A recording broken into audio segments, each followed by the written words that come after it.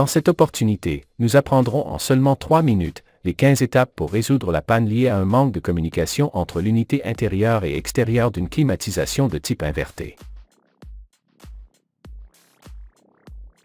1. En cas de détection d'une erreur de communication, éteignez l'unité invertée, coupez l'alimentation électrique et attendez plusieurs minutes avant de la rallumer. 2. Lors de la remise sous tension de l'unité après quelques minutes, observez si le problème persiste. 3. Vérifiez visuellement toutes les connexions électriques de l'équipement à la recherche de câbles lâches ou endommagés. 4. À l'aide d'un multimètre, vérifiez si la tension fournie par le réseau électrique est correcte. 5. En cas d'installation récente de l'équipement, vérifiez la position correcte du câble de ligne et neutre. 6. En utilisant un multimètre en mode tension continue, mesurez la tension du câble de signal ou de communication. 7.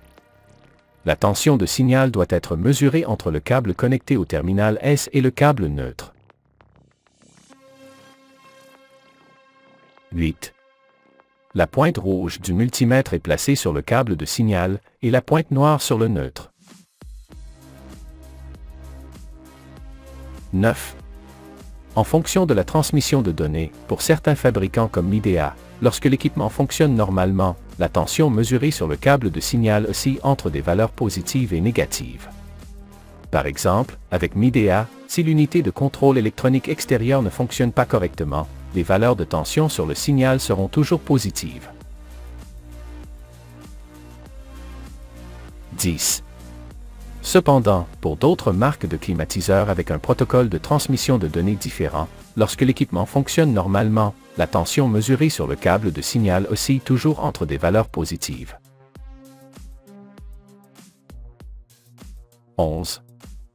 En règle générale, en cas de dysfonctionnement de toute unité de contrôle électronique, les valeurs de tension mesurées à l'étape précédente seront toujours constantes. 12. Avant de procéder à un remplacement, il est recommandé de mesurer la continuité électrique dans le réacteur situé dans l'unité extérieure. Utilisez le multimètre en mode continuité électrique. 13. Si vous avez accès à la carte de l'unité extérieure, vérifiez si elle fonctionne en localisant les diodes LED et en observant si elles s'allument. 14. Si la carte électronique extérieure ne s'allume pas, il peut y avoir un problème dans le circuit de commande du facteur de puissance. Vérifiez le pont redresseur, le transistor IGBT, la diode ou le contrôleur de ce circuit. De plus, vérifiez l'état des pistes de la carte électronique. 15. Vous pouvez également localiser le circuit de communication en recherchant la paire d'optocoupleurs, en vérifiant la valeur des résistances, des condensateurs et des diodes dans cette zone.